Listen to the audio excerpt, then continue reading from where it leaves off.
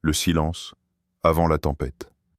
La lumière du jour baignait Tel Aviv d'un éclat presque divin, comme si rien au monde ne pouvait troubler l'harmonie apparente des rues animées, des marchés en mouvement, des enfants qui jouaient. Il y avait dans l'air ce genre de calme fragile, presque irréel, qui précède souvent les grands bouleversements.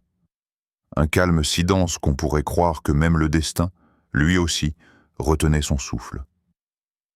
Mais à 13h42, ce lundi 16 juin 2025, le ciel s'est éventré. D'un grondement sourd venu de l'horizon, la terre a tremblé.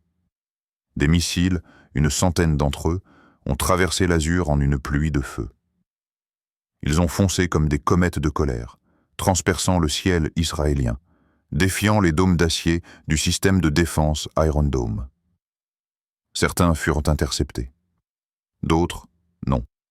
Des flammes ont déchiré les avenues, des immeubles se sont effondrés. Des familles se sont trouvées ensevelies sous les gravats, figées dans ce qu'elles pensaient être un après-midi ordinaire. Le sang a coulé sur les trottoirs et les cris ont remplacé le chant des oiseaux. La paix s'est évaporée comme un mirage trop longtemps contemplé. Et dans ce chaos, une question, pourquoi ? Il y a des moments dans l'histoire humaine où les événements dépassent la logique stratégique ou géopolitique. Ce ne sont plus seulement des affrontements entre nations, ce sont des fissures dans le cœur de l'humanité. Et le croyant regarde cela avec une autre lunette. La corruption est apparue sur la terre et dans la mer à cause de ce que les mains des gens ont commis. Coran 30-41. Ce verset n'est pas une simple condamnation, c'est un miroir. Il nous montre que les blessures du monde sont souvent des prolongements des blessures internes. Des sociétés malades produisent des décisions malades. Des cœurs en guerre projettent cette guerre sur des cités entières. Tel Aviv en feu n'est pas qu'un acte militaire. C'est le cri d'un monde qui refuse d'écouter. Le silence avant l'impact. Ce moment que seuls les anges entendent. Ce moment où un missile fend l'air avant qu'il ne frappe le sol. Ce laps de temps infinitésimal où rien n'est encore détruit, mais tout est déjà perdu. Là, dans ce vide suspendu, peut-être que même les anges s'arrêtent et pleurent. Et nous avons assigné à chaque âme son ange gardien. Coran 50-17. Ces anges voient ce que nous refusons de voir. Ils enregistrent, ils témoignent. Pas seulement des actions, mais des intentions. Et lorsque le feu consume une école, une mosquée, un hôpital, combien de plumes d'anges se brisent en silence? L'homme moderne croit contrôler le ciel. Il croit, avec sa technologie, ses radars, ses calculs balistiques, pouvoir prévenir l'orage. Mais qu'est-ce qu'un radar face à la colère d'un peuple, face à l'orgueil de gouvernement, face aux prières silencieuses des mères endeuillées? L'homme ne sera rétribué que selon ses efforts. Coran 53-39. Et quelles ont été nos œuvres? Les gratte-ciels qui tombent ne sont-ils pas les tours de Babel modernes? Symboles de puissance éphémère, le fer, les bombes, les drones sont devenus nos prophètes. Et dans leur sillage, aucune révélation, seulement des ruines. Tel Aviv, Téhéran, Gaza, Damas, Sanaa. Les noms changent, les blessures restent les mêmes. L'histoire nous enseigne, mais l'homme oublie. Le prophète Muhammad pleurait pour des enfants qui n'étaient pas les siens. Il priait pour des ennemis qui voulaient le tuer, et le voulaient le tuer. Ô Allah, guide mon peuple, car ils ne savent pas. Hadith authentique, Sahih Muslim. Qui aujourd'hui, parmi les puissants, fait une telle invocation? La guerre moderne n'a plus d'âme. Et c'est là sa pire arme. Une autre forme de tempête, celle du cœur. Il y a un orage plus sourd, plus dangereux encore que celui qui traverse le ciel. C'est celui qui habite les cœurs. C'est l'arrogance. C'est la haine nourrie jour après jour. C'est le refus de voir l'autre comme un frère en humanité. Et ne laissez pas la haine d'un peuple vous empêcher d'être juste. Soyez juste, cela est plus proche de la piété. Coran 5-8. La justice ne s'écrit pas avec des roquettes, mais avec des cœurs purifiés. Ce jour-là, les montres se sont arrêtées. Quand les missiles sont tombés, ce n'était plus le temps qui comptait. C'était la mémoire. C'était la douleur gravée dans l'ADN d'un peuple. Et c'était, pour d'autres, la victoire chantée sur des toits, éphémère, empoisonnée. Mais à quoi bon une victoire bâtie sur des tombes? Et toi, spectateur, où es-tu dans tout cela? Regardes-tu ces images comme un film de guerre?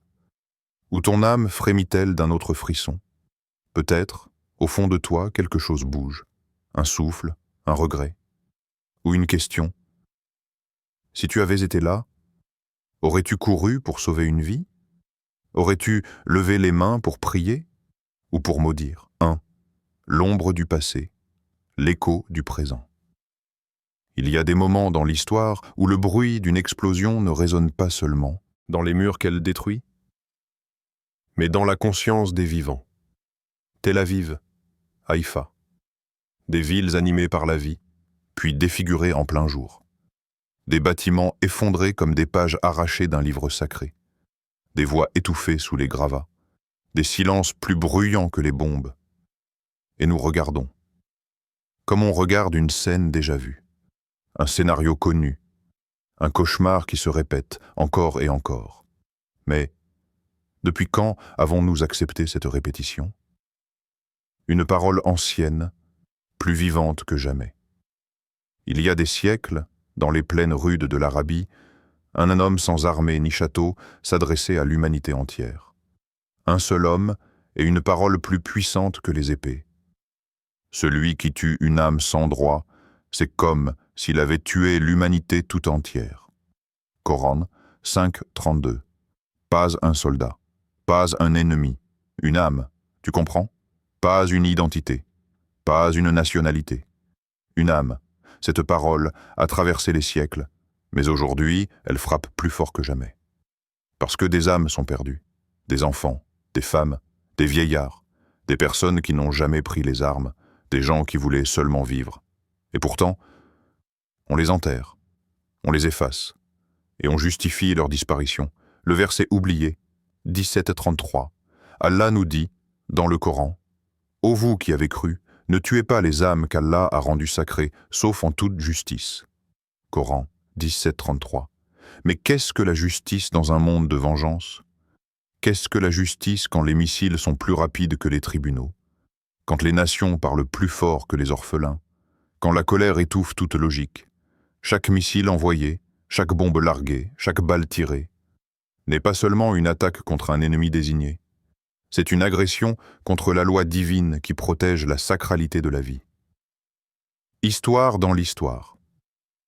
Tu connais l'histoire de Caïn et Abel? Deux frères. Le premier meurtre de l'histoire humaine.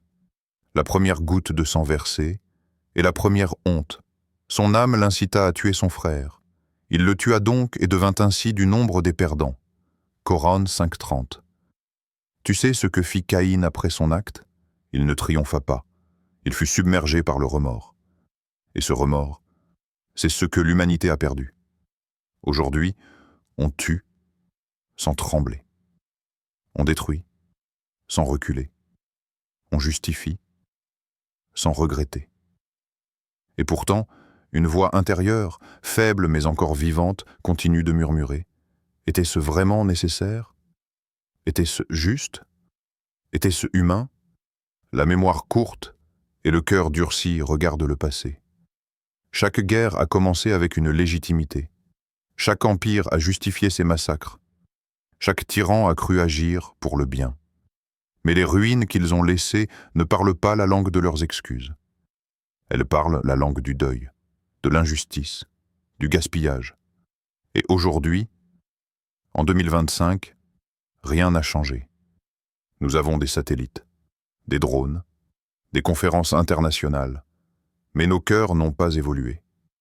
Une responsabilité collective. Toi, moi, nous tous, nous avons une responsabilité. Pas nécessairement sur ce qui s'est passé, mais sur comment nous choisissons d'y réagir. Allons-nous détourner les yeux? Allons-nous justifier l'injustifiable? Allons-nous nous taire pour préserver notre confort? Ou bien allons-nous redonner un sens aux mots sacrés?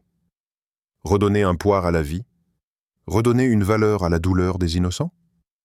Une dernière question, brûlante. Si c'était ton fils sous ces ruines, ta mère dans ce bâtiment effondré, ta sœur pleurant sur les décombres, quel verset du Coran choisirais-tu pour crier ta peine au monde? Quelle parole du prophète te soutiendrait? Et surtout, que voudrais-tu que les autres fassent pour toi? L'histoire se répète, mais le prophète ne s'est jamais tu. Et le Coran ne cesse jamais de parler. La seule question est, écoutons-nous encore? 2. La guerre, une spirale sans fin. La guerre ne commence jamais par une détonation. Elle ne commence pas avec les premiers tirs, ni avec les annonces officielles sur les chaînes de télévision. La guerre commence toujours ailleurs, en amont, en silence. Elle commence dans les regards que l'on détourne, dans les humiliations répétées, dans les douleurs que l'on ignore, dans les colères que l'on enterre sous des discours propres. Elle commence dans les cœurs, là où les blessures s'accumulent, là où la lumière se retire, doucement. Un sage disait « La guerre commence dans le cœur de l'homme ». Et aujourd'hui, ce cœur-là saigne. Tel Aviv brûle. Haïfa gémit. Mais ce ne sont que les éclats visibles d'une guerre plus ancienne. Une guerre entre le pardon et la vengeance, entre la dignité et la haine, entre ce que nous savons être juste et ce que nous choisissons malgré tout. La guerre ne meurt jamais. Elle change simplement de forme. Parfois, elle se cache dans les mots, dans des décrets, dans les murs qu'elle détruit, mais dans la conscience des vivants. Tel Aviv, Haïfa, des villes animées par la vie, puis défigurées en plein jour. Des bâtiments effondrés comme des pages arrachées d'un livre sacré. Des voix étouffées sous les gravats. Des silences plus bruyants que les bombes. Et nous regardons. Comme on regarde une scène déjà vue. Un scénario connu. Un cauchemar qui se répète encore et encore. Mais depuis quand avons-nous accepté cette répétition? Une parole ancienne, plus vivante que jamais.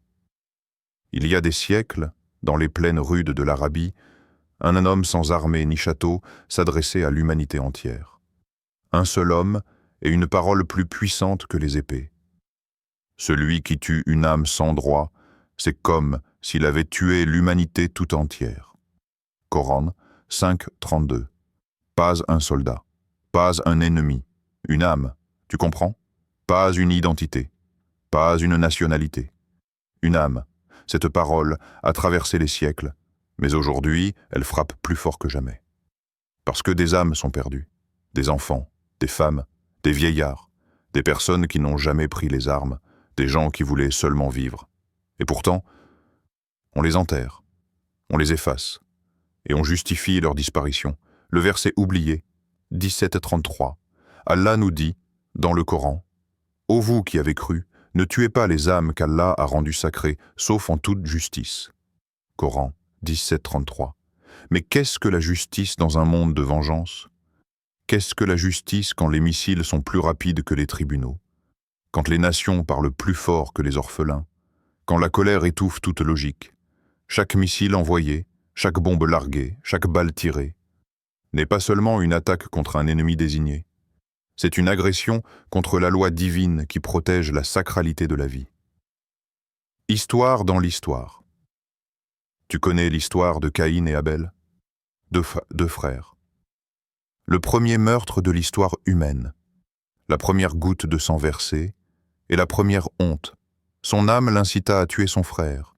Il le tua donc et devint ainsi du nombre des perdants. Coran 5.30. Tu sais ce que fit Caïn après son acte? Il ne triompha pas. Il fut submergé par le remords. Et ce remords, c'est ce que l'humanité a perdu. Aujourd'hui, on tue sans trembler. On détruit sans reculer. On justifie sans regretter. Et pourtant, une voix intérieure, faible mais encore vivante, continue de murmurer. Était-ce vraiment nécessaire? Était-ce juste? Était-ce humain? La mémoire courte et le cœur durci regardent le passé. Chaque guerre a commencé avec une légitimité. Chaque empire a justifié ses massacres. Chaque tyran a cru agir pour le bien. Mais les ruines qu'ils ont laissées ne parlent pas la langue de leurs excuses. Elles parlent la langue du deuil, de l'injustice, du gaspillage. Et aujourd'hui, en 2025, rien n'a changé. Nous avons des satellites, des drones, des conférences internationales, mais nos cœurs n'ont pas évolué. Une responsabilité collective. Toi, moi, nous tous, nous avons une responsabilité. Pas nécessairement sur ce qui s'est passé, mais sur comment nous choisissons d'y réagir. Allons-nous détourner les yeux? Allons-nous justifier l'injustifiable? Allons-nous nous taire pour préserver notre confort? Ou bien allons-nous redonner un sens aux mots sacrés? Redonner un poids à la vie? Redonner une valeur à la douleur des innocents? Une dernière question, brûlante. Si c'était ton fils sous ces ruines, ta mère dans ce bâtiment effondré, ta sœur pleurant sur les décombres, quel verset du Coran choisirais-tu pour crier ta peine au monde? Quelle parole du prophète te soutiendrait? Et surtout, que voudrais-tu que les autres fassent pour toi? L'histoire se répète, mais le prophète ne s'est jamais tu. Et le Coran ne cesse jamais de parler. La seule question est, écoutons-nous encore? 2. La guerre, une spirale sans fin. La guerre ne commence jamais par une détonation. Elle ne commence pas avec les premiers tirs, ni avec les annonces officielles sur les chaînes de télévision. La guerre commence toujours ailleurs, en amont, en silence. Elle commence dans les regards que l'on détourne, dans les humiliations répétées, dans les douleurs que l'on ignore, dans les colères que l'on enterre sous des discours propres. Elle commence dans les cœurs, là où les blessures s'accumulent, là où la lumière se retire, doucement. Un sage disait « La guerre commence dans le cœur de l'homme ».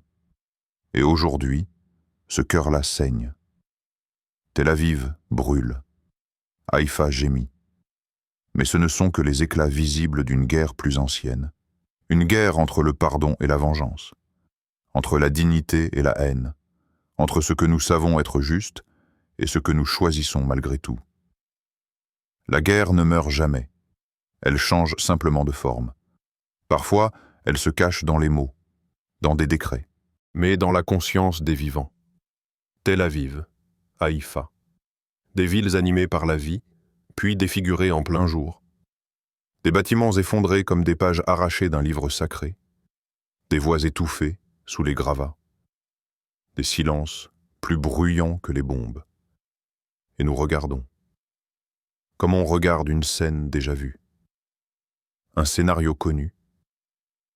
Un cauchemar qui se répète, encore et encore. Mais depuis quand avons-nous accepté cette répétition? Une parole ancienne, plus vivante que jamais. Il y a des siècles, dans les plaines rudes de l'Arabie, un homme sans armée ni château s'adressait à l'humanité entière. Un seul homme, et une parole plus puissante que les épées. Celui qui tue une âme sans droit, c'est comme s'il avait tué l'humanité tout entière. Coran 5:32. Pas un soldat, pas un ennemi. Une âme, tu comprends? Pas une identité, pas une nationalité. Une âme, cette parole a traversé les siècles. Mais aujourd'hui, elle frappe plus fort que jamais. Parce que des âmes sont perdues, des enfants, des femmes, des vieillards, des personnes qui n'ont jamais pris les armes, des gens qui voulaient seulement vivre. Et pourtant, on les enterre, on les efface, et on justifie leur disparition. Le verset oublié, 17:33, Allah nous dit dans le Coran, « Ô vous qui avez cru, ne tuez pas les âmes qu'Allah a rendues sacrées, sauf en toute justice. » Coran 17:33. Mais qu'est-ce que la justice dans un monde de vengeance? Qu'est-ce que la justice quand les missiles sont plus rapides que les tribunaux? Quand les nations parlent plus fort que les orphelins? Quand la colère étouffe toute logique? Chaque missile envoyé, chaque bombe larguée, chaque balle tirée n'est pas seulement une attaque contre un ennemi désigné. C'est une agression contre la loi divine qui protège la sacralité de la vie. Histoire dans l'histoire, Tu connais l'histoire de Caïn et Abel? Deux frères. Le premier meurtre de l'histoire humaine. La première goutte de sang versée et la première honte. Son âme l'incita à tuer son frère. Il le tua donc et devint ainsi du nombre des perdants. Coran 5.30. Tu sais ce que fit Caïn après son acte? Il ne triompha pas. Il fut submergé par le remords. Et ce remords, c'est ce que l'humanité a perdu. Aujourd'hui, on tue sans trembler. On détruit sans reculer. On justifie sans regretter. Et pourtant, une voix intérieure, faible mais encore vivante, continue de murmurer. Était-ce vraiment nécessaire? Était-ce juste? Était-ce humain? La mémoire courte et le cœur durci regarde le passé. Chaque guerre a commencé avec une légitimité. Chaque empire a justifié ses massacres. Chaque tyran a cru agir pour le bien. Mais les ruines qu'ils ont laissées ne parlent pas la langue de leurs excuses. Elles parlent la langue du deuil, de l'injustice, du gaspillage. Et aujourd'hui, en 2025, rien n'a changé. Nous avons des satellites, des drones, des conférences internationales, mais nos cœurs n'ont pas évolué. Une responsabilité collective. Toi, moi, nous tous. Nous avons une responsabilité. Pas nécessairement sur ce qui s'est passé, mais sur comment nous choisissons d'y réagir. Allons-nous détourner les yeux? Allons-nous justifier l'injustifiable? Allons-nous nous taire pour préserver notre confort? Ou bien allons-nous redonner un sens aux mots sacrés? Redonner un poids à la vie? Redonner une valeur à la douleur des innocents? Une dernière question, brûlante. Si c'était ton fils sous ces ruines, ta mère dans ce bâtiment effondré, ta sœur pleurant sur les décombres, quel verset du Coran choisirais-tu pour crier ta peine au monde? Quelle parole du prophète te soutiendrait? Et surtout, que voudrais-tu que les autres fassent pour toi? L'histoire se répète, mais le prophète, ne s'est jamais tu, et le Coran ne cesse jamais de parler. La seule question est, et, écoutons-nous encore, 2. La guerre, une spirale sans fin. La guerre ne commence jamais par une détonation. Elle ne commence pas avec les premiers tirs, ni avec les annonces officielles sur les chaînes de télévision. La guerre commence toujours ailleurs, en amont, en silence. Elle commence dans les regards que l'on détourne, dans les humiliations répétées, dans les douleurs que l'on ignore, dans les colères que l'on enterre sous des discours propres. Elle commence dans les cœurs, là où les blessures s'accumulent, là où la lumière se retire, doucement. Un sage disait « La guerre commence dans le cœur de l'homme ». Et aujourd'hui, ce cœur-là saigne. Tel Aviv brûle, Haïfa gémit. Mais ce ne sont que les éclats visibles d'une guerre plus ancienne. Une guerre entre le pardon, un rappel. Ô les gens, craignez votre Seigneur qui vous a créé d'un seul être. Coran 4.1. Si nous venions tous d'un seul être, alors pourquoi tant de haine? Pourquoi tant de murs entre nous? Pourquoi tant d'aveuglement? Peut-être avons-nous oublié que le véritable ennemi n'est pas l'autre, mais ce qui en nous pousse à haïr l'autre. Notre ignorance, notre orgueil, notre ego. L'aube viendra, mais seulement si nous la cherchons.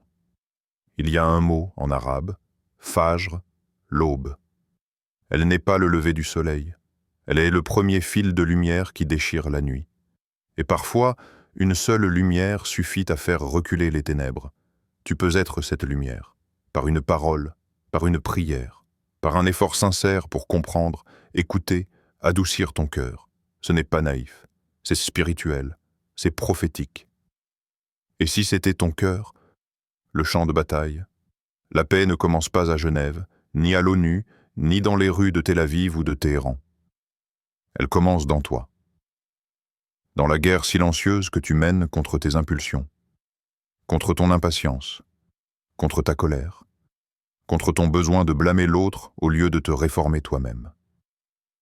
Le prophète a dit, en revenant d'un champ de bataille, « Nous sommes revenus du petit djihad vers le grand djihad, le djihad contre soi-même, rapporté par Al-Bayhaqi. Voilà, c'est ici que ça se passe. dans ton cœur. Maintenant. Un dernier souffle, un dernier rappel, et si, en cette nuit silencieuse, tu t'asseyais face à Allah? Si tu lui disais « Ô Allah, pardonne ce que j'ai ignoré, éclaire ce que je n'ai pas compris, apaise ce que je n'ai pas su réparer, fais de moi un pont, pas une épée, fais de moi une source de paix, pas un instrument de haine. Fais de moi un témoin de ton amour, dans un monde qui a oublié comment aimer. Car si tu changes, peut-être que le monde changera aussi. » Message final, que la paix d'Allah soit sur vous, et que sa guidance éclaire vos cœurs vers un avenir de fraternité, de justice et de compréhension. Amen.